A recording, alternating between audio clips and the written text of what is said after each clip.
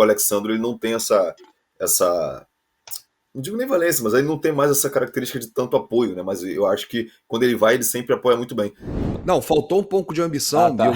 e eu vou falar por quê. Ontem, quando começou o jogo, o Flamengo teve um domínio amplo, né? A posse de bola do Flamengo chegou a ficar ali 80-20. O Internacional só se defendia, não tinha muita chance de ataque.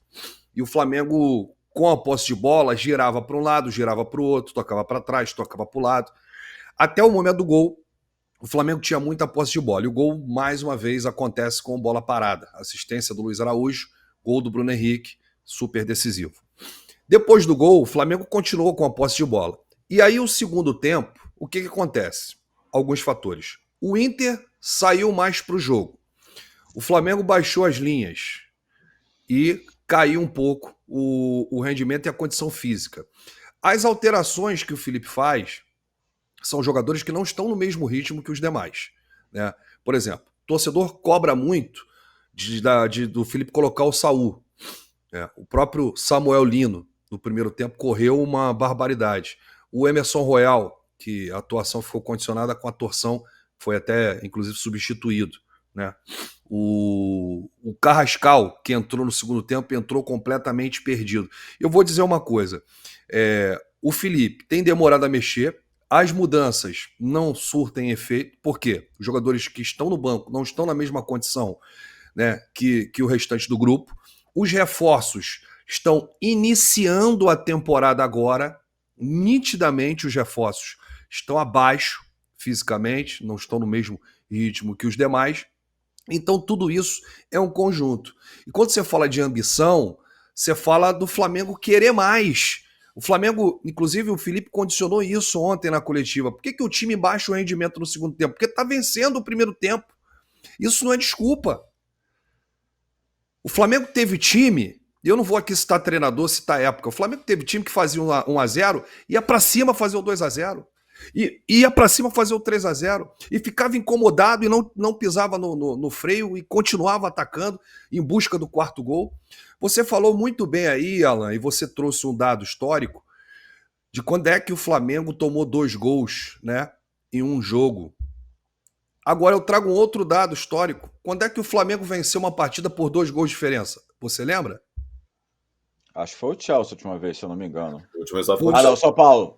Foi o São Paulo no dia 12, mais, né? e isso já tem mais de um mês. Foi no dia 12 de julho, Alan. Há 9 jogos que o Flamengo não consegue fazer mais de 2 gols no adversário, não consegue vencer por mais de 2 gols de diferença. É sempre um placar apertado, é 1-0, é 2-1. E tudo isso pode ser colocado, pode ser levado em conta. É a ambição, é a efetividade, é o baixo rendimento no segundo tempo, são as substituições, os reforços que ainda não estão no ritmo, tudo isso, né? E às vezes o torcedor não coloca essas questões, por quê? Porque o Flamengo está vencendo. Os números, o Felipe Luiz que só tem 5 derrotas, mas em certos momentos, em algumas partidas, essa atuação preocupa. Mas a gente precisa analisar como um todo, né? Não é só analisar os erros dos jogadores, a mudança de postura do adversário, a falta de efetividade do Flamengo que cria, tem posse de bola, o chute do gol que não acontece. Ontem o Flamengo chutou pouco. Teve um chute no primeiro tempo, aliás, uma bela batida na bola do Luiz Araújo, e o Rocher virou o Neuer, fez uma defesa de mão trocada. Mas assim, a gente não lembra de muitos chutes, né? E o Flamengo não tem agredido muito o seu adversário.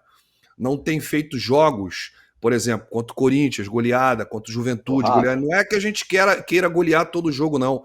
Mas é o quê? É agredir o adversário, machucar o adversário e ter uma atuação condizente com o tamanho do Flamengo, o tamanho do seu elenco, né? Fala. Só porque você estava... Era um assunto que eu tinha deixado separado também de abordar, mas você deixou a bola quicando. A questão é essa finalização, principalmente finalização de fora da área, é uma coisa que já me incomodou muito no Flamengo. Só que hoje o que tem mais me incomodado, cara, é as poucas vezes que o Flamengo pisa na área do adversário. Você vê poucas jogadas, né? E isso até acho que tem, entre aspas, também, prejudicado um pouco quando o Pedro joga também, né? A gente vê que não são criadas tantas jogadas assim, tabelando. Teve uma no jogo passado.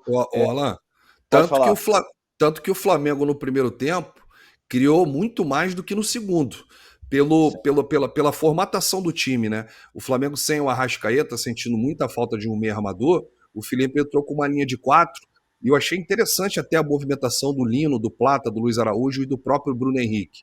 E aí no segundo tempo ele desfaz essa linha, né? Joga, e aí com algumas alterações ele tira o Samuel Lino, tira também o Gonzalo Plata, coloca o Luiz Araújo na direita, coloca o Pedro ali como centroavante, e é uma outra formação, podemos dizer assim. Mas a movimentação do Flamengo com essa linha de 4 foi uma movimentação interessante. E faltou mais efetividade, faltou mais pisar na área, chutar o gol. Na verdade, assim, rapidinho, só para pegar esse gancho aqui, até os 20 minutos do primeiro tempo, o Flamengo estava forçando muito o lado direito de ataque, com Emerson Royal, o Luiz Araújo e o Plata caindo mais ali também. E eu estava assistindo que o Samuel Lino estava muito, muito isolado, né? Até porque o Alexandre ele não tem essa não digo nem valência, mas ele não tem mais essa característica de tanto apoio, né? Mas eu acho que quando ele vai, ele sempre apoia muito bem. E aí, quando o Flamengo começa a não forçar tanto no lado direito de ataque com o Royal, que começou a sentir um pouco, o Royal, ele sentiu algum incômodo com 5 minutos de jogo. Ele começou a mancar com 5 minutos de jogo. E aí, ali por volta de 15, 16, acontece o lance com o Wesley, que tem a torce no tornozelo. Mas o Royal já estava puxando a perna já com 5 minutos de jogo. Pude observar isso. E aí o Flamengo começa a inverter o lado de ataque. Tanto que o escanteio que originou o gol do Bruno Henrique, ele sai pelo lado esquerdo com o Samuel Lino. Né? Quando o Flamengo para de atacar, forçar tanto na direita, inclusive o Emerson Royal estava errando alguns lances e tudo mais, o Luiz Araújo também estava errando um pouco. Então, o Flamengo ele montou uma estratégia de pressionar muito o lado direito de ataque, o lado esquerdo defensivo do Inter, e explorar bastante o Luiz Araújo com Plata e o Emerson Royal fazendo essa triangulação para ir ao fundo. Só que o jogo do Flamengo ele é pela esquerda hoje. Nós temos um cara que desequilibra muito ali, que é o Samuel Lino. Né? E aí, no segundo tempo, voltou muito bem marcado. Eu acho que o principal ajuste que o Inter faz também é melhorar a marcação em cima do Samuel Lino, né? Porque é um cara que desequilibra. No primeiro tempo ele pegou poucas vezes na bola, e as poucas vezes que ele pega na bola, ele tira uma jogada, ele tira um drible, ele consegue arrumar um escanteio. Então o Flamengo insistiu muito até a primeira metade do primeiro tempo pelo lado direito, e quando começou a jogar pelo lado esquerdo, e aí ontem até no pré-jogo aqui eu falei que eu escalaria o Matias Vinha, porque eu acho que dava para ter essa dobra, né? Tanto do lado direito quanto com o esquerdo. Eu acho que o Vinha, ou Ayrton Lucas, que seja, não, claro, o Alexandre fez uma grande partida, mas eu acho que na parte ofensiva o Flamengo conseguiria gerar mais dificuldades e agredir mais ainda o Inter pelos dois lados do campo, como foi quando começou a variar isso daí. E aí o Inter, quando o Felipe Luiz tira o Samuel Lino no segundo tempo, o Flamengo já começa a perder esse ímpeto, né? Porque o Cebolinha entrou bem contra o Atlético Mineiro, mas ontem entrou mais uma vez abaixo do que nós esperávamos. Então, pegando o gancho do Rafa, falando sobre esse quarteto ofensivo, ele vem, mas explorando muito o lado direito. E só discordando rapidinho, no segundo tempo ele não desfaz, ele mantém uma linha de 4 ali, tanto que ele na coletiva ele fala sobre o Carrascal ter abandonado a ideia de jogo que ele propôs. Né? Ele fala muito sobre isso. Então acho que ele muda as peças, mas não muda o jeito de jogar. E isso também eu acho que faz parte da queda de rendimento. Chegou o maior clube de vantagens do YouTube. Clube de vantagens da S1 Live. Por apenas R$ 9,90 por mês, você entra pro nosso time e começa a concorrer toda a segunda-feira uma camisa oficial de sua escolha. E tem mais, toda semana rola o bolão da rodada e o vencedor leva R$500 no Pix. Isso mesmo, até R$2.000 por mês em prêmios só no bolão. E não para por aí. Os 10 primeiros colocados do bolão também ganham prêmios incríveis toda semana. São muitas vantagens. Assinantes do Clube de Vantagens não pagam mais superchat nas lives. Você pode aparecer ao vivo nos nossos programas. É isso mesmo, você que é assinante também poderá enviar perguntas em vídeos pelo nosso app. Conheça Rewards, o plano de recompensa do nosso Clube de Vantagens. Acumule pontos e conquiste muitos prêmios. Participando ativamente, indicando amigos e familiares. Prêmios e vantagens que só a S1 Live oferece. Um clube de verdade para torcedores apaixonados.